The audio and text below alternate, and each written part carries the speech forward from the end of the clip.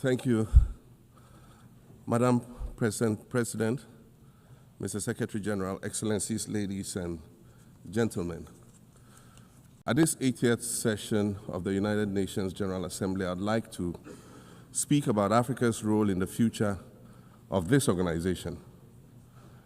However, it's impossible to do that without first considering the collective role that Africa played in its founding, which was small and relatively insignificant. Of the 51 member states involved in the founding of the United Nations in 1945, only 4 were African: Egypt, Ethiopia, Liberia, and South Africa.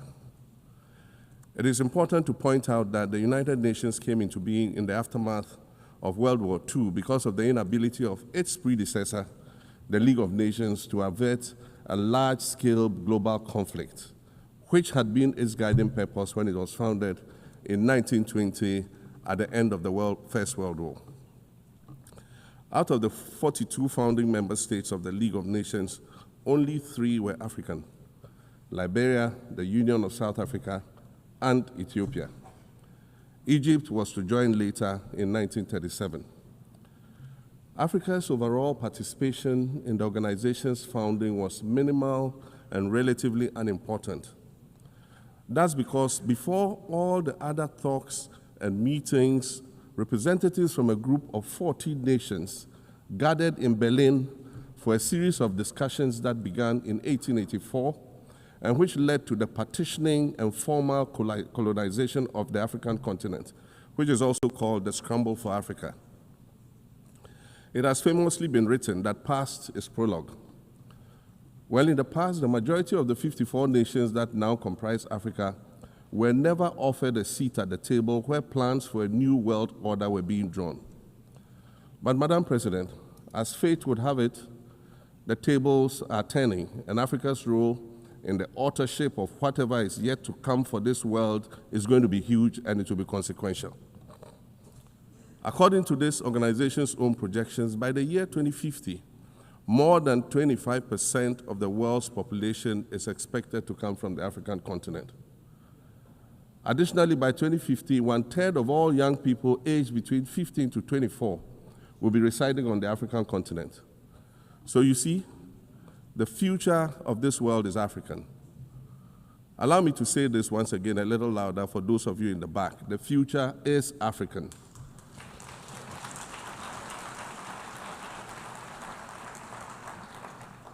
Already today, Africa is a catalyst for human potential and development, as well as for economic reform and ecological stability. Africa is a catalyst for systemic change. If this reality, which is fact-based and straightforward, seems provocative or unsettling, perhaps it's because you are viewing it through the lens of centuries of filters, colonialism and imperialism, and the resulting implicit bias. Maybe you are unaware of the resilience of African nations or their remarkable ability to make a strong comeback just when you think it's safe to count them out. That is what is happening right now in my own country, Ghana. Our constitution limits leaders to 2 4-year terms. In January, I was sworn in for a second term, which, let me point out, was non-consecutive with my first term. Our currency, the Ghana cedi, was rapidly depreciating, faced with rising inflation, a huge debt burden, and low morale amongst our citizens. My new administration settled down quickly and embarked on an ambitious program of comprehensive transformation designed to restructure Ghana's economic foundation and enhance our competitive standing globally. We refer to this process of recalibration as our reset agenda.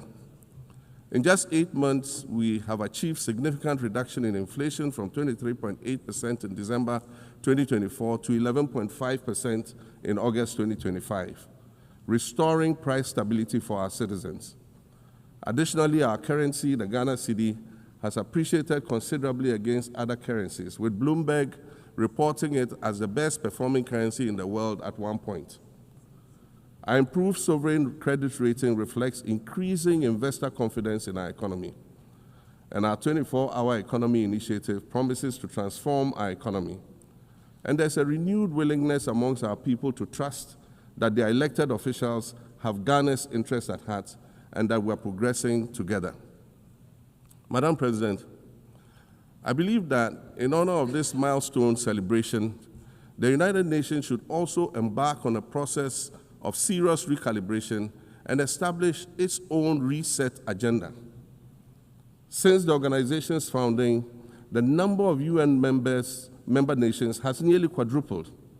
And quite frankly, it is not the same world that it was back then when the UN was formed.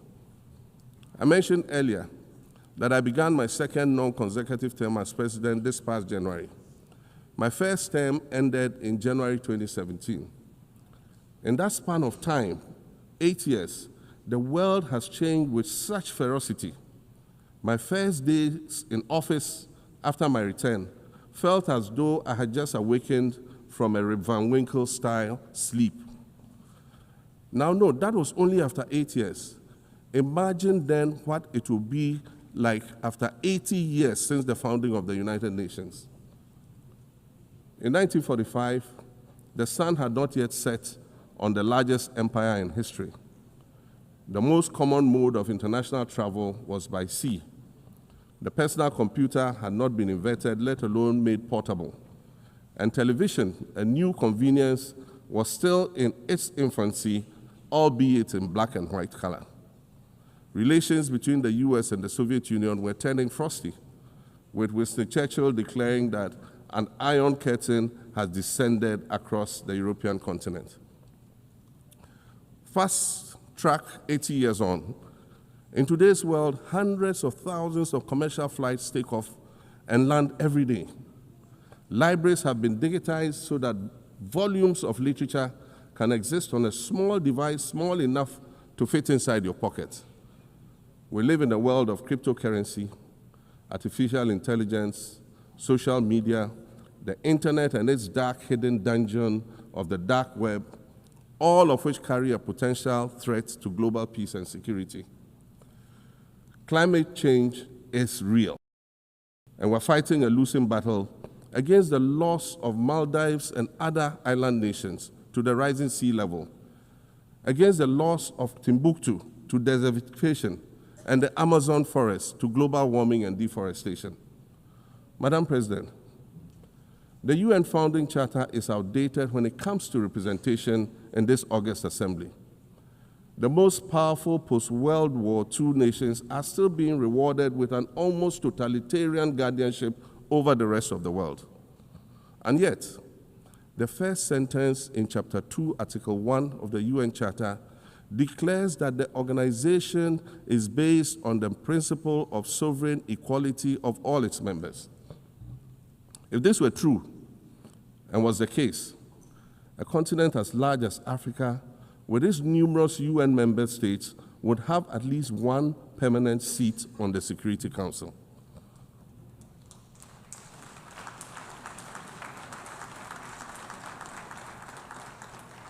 Furthermore, we believe that veto power should not be restricted to only 5 nations, nor should it be absolute.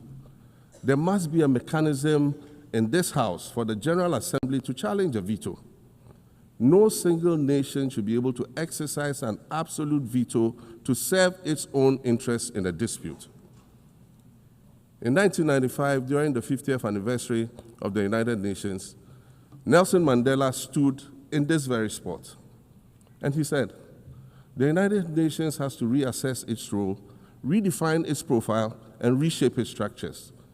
It should truly reflect the diversity of our universe and ensure equity among the nations in the exercise of power within the system of international relations in general and the Security Council in particular." I close quotations. 30 years later, we African leaders are still making the same simple request for a permanent seat on the Security Council with the power of a veto.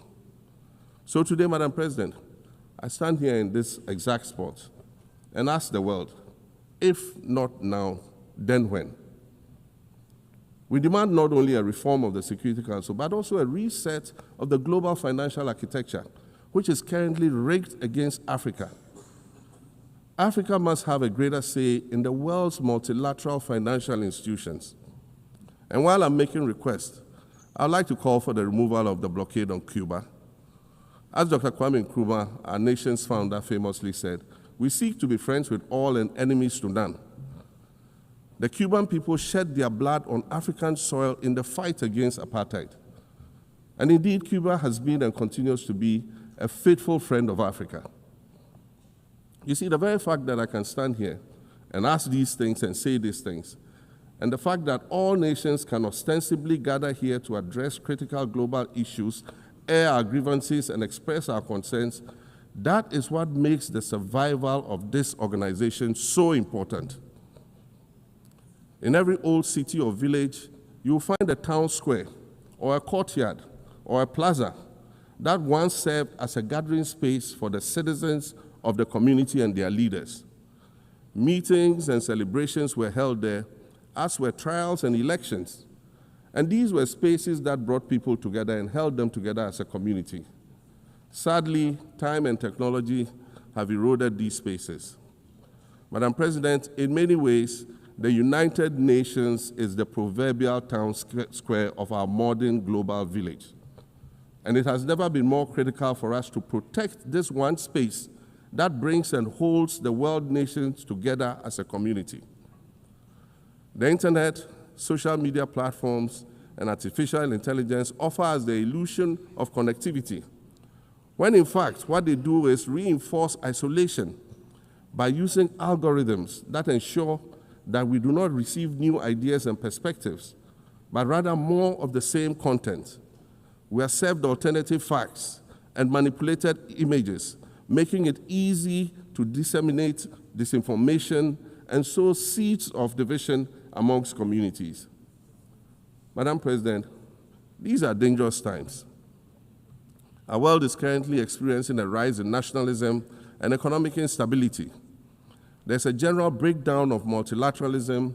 Various acts of aggression have been committed against the sovereignty of others, and nations are attempting to circumvent the very safeguards that were put in place to prevent large-scale global conflict.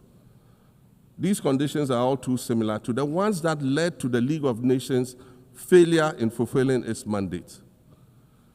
The denial of visas to President Abbas and the Palestinian delegation sets a bad precedent and should be deeply worrying to all member nations of the United Nations.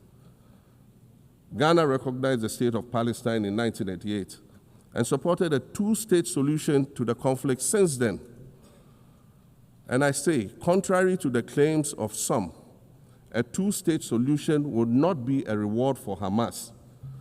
It would rather be a reprieve for the hundreds of thousands of innocent women and children and people who are facing collective punishment and forced starvation for no reason other than the fact that they are Palestinian. For nearly 2 years and for the fear of reprisals, we here in this General Assembly have been playing hide and seek with language to find the right words to help us avoid or excuse what we all know is taking place in Gaza.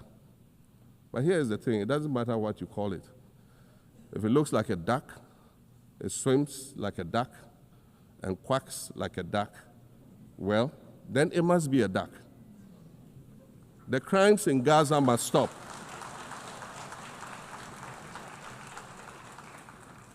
The crimes in Gaza must stop. Madam President, I also want to draw particular attention to the conflict in Sudan, which this body has described as the world's largest humanitarian crisis. 12 million people have had to flee their homes. And when we speak of migration, we refer to the 12 million new Sudanese refugees, whom we as a global community should be willing to assist in much the same way that many member nations readily assisted new refugees coming out of Ukraine. Let's dispense with the euphemisms and dog whistles and speak frankly. It is not a mystery that when leaders of Western nations complain of their migration problems, they are often referring to immigrants from the global south. But many of those immigrants are climate refugees. And interestingly, the global north emits 75% more greenhouse gases than the global south. However, the effects of climate change are more severe in the global south because we lack the resources to address them effectively.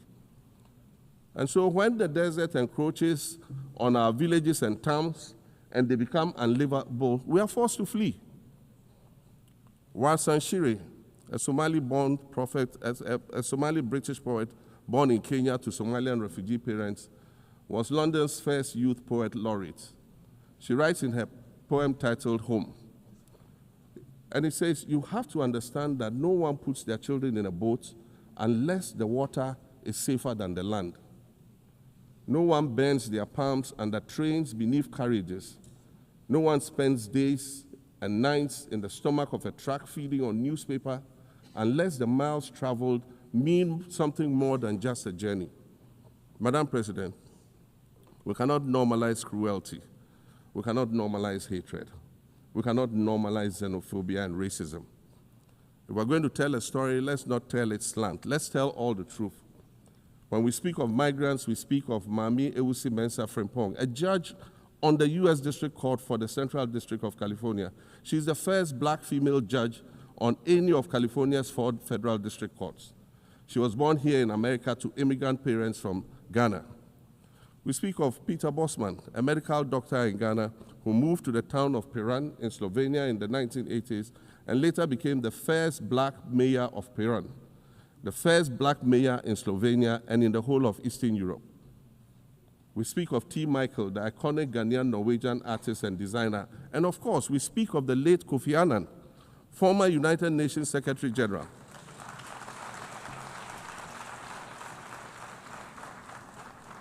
Former United Nations Secretary General and Nobel Peace Prize recipient, who was born in Ghana but spent his adulthood in various places in America and Europe. These are people who have brought great distinction to the countries that they decided to call home. Just as the migrants and the children of migrants before them did, I dare say these are not invaders. These are not criminals. Madam President, the slave trade must be recognized as the greatest crime against humanity. As the African champion on reparations, Ghana intends to introduce a motion in this August body to that effect. More than 12.5 million Africans were forcibly taken against their will and transported to create wealth for the powerful Western nations. We must demand reparations for the enslavement of our people and the colonization of our land that resulted in the theft of our natural resources, as well as the looting of artifacts and other items of cultural heritage that have yet to be returned in total. We recognize the value of our land and the value of our lives, as did our colonizers, as well as the governments that happily paid reparations to former slave owners as compensation for the loss of their property, in quotes, and that property for which they received compensation was paid referred to enslaved people who had been freed.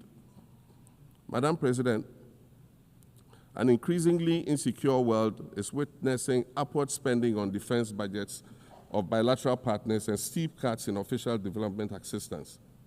Since July 2024, it is estimated that there's been a 40% drop in humanitarian aid globally. In this era of global uncertainty, Africa must exercise sovereignty over its natural resources to raise the necessary funds to ensure the well-being of its citizens. The days of parceling out vast concession areas to foreign interests for exploitation must come to an end. We'll continue to welcome foreign investment, but we must negotiate better for a bigger share of the natural resources that belong to us. And we must insist on value addition to these resources. We're tired of the continued image of poverty-stricken, disease-ridden rural communities living at the periphery of huge foreign-controlled natural resource concession areas. We're tired of having people extract the most they can from us and in return offer us the very least by way of respect, consideration, and dignity. We're tired of not being represented in ways that reveal the richness and complexity of our history or acknowledge all that we have overcome to arrive here in this liminal space of untold possibilities. Allow me to echo the Indian-American writer Arundhati Roy, who wrote, "Another world is not only possible, she's on her way. On a quiet day, I can hear her briefing." I want to add that for the sake of Africa, and quite selfishly for the sake of my 18-year-old daughter, I hope that this new world that is arriving is a place of safety and equality for women and girls. To succeed, we must empower everyone, including women and girls, to reach their full potential. In closing, Madam President, I'd like to congratulate you on your election to preside over this historic 80th General Assembly and on being the 5th woman to hold this distinction. I'd also like to congratulate Her Excellency Nana Jane Opoku-Agyeman on being the first woman Vice President of Ghana.